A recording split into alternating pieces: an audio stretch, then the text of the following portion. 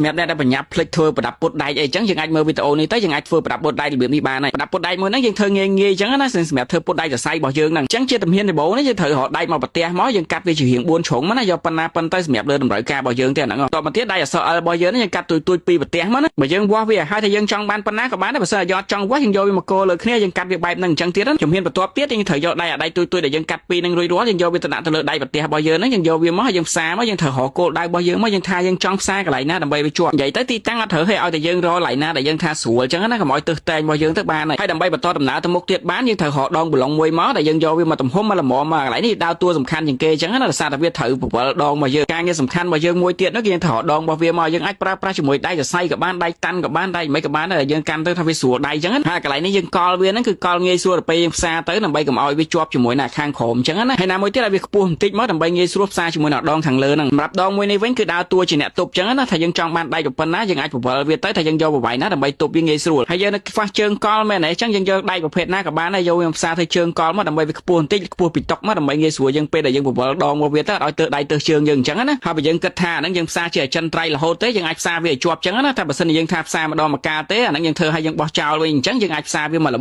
មមទៅដើម្បីងាយស្រួលតែបើយើងធ្វើមកការងារមកហើយយើងឈប់ទៅចាអាហ្នឹងគ្រាន់តែជាតិចនិចទូចមួយអញ្ចឹងណាបើសិនជាយើងបែកតិចនិចហ្នឹងឲ្យកាន់តែធំទៅសម្រាប់ការងារធំរបស់យើងអាចរកនឹកធ្វើទៅថាធ្វើមិនដើម្បីវាងាយស្រួលសម្រាប់ការងាររបស់យើងអាហ្នឹងវាជារឿងរបស់យើងតែហើយនៅក្នុង page របស់យើងហ្នឹងគឺសុទ្ធតែជាវីដេអូល្អៗដែលតាក់ទងជាមួយនឹងបច្ចេកទេសសំណង់អញ្ចឹងណាដែលវាអាចជួយបងប្អូនកម្មកររបស់យើងបានច្រើនឲ្យយល់ដឹងពីការប្រើប្រាស់គ្រឿងសំណង់ក៏ដូចជាអីផ្សេងៗអញ្ចឹងទៅហើយប្រសិនបើថាអ្នកទាំងអស់គ្នាមើលទៅឃើញវីដេអូល្អៗអីកុំភ្លេចជួយ like ជួយ follow មួយផង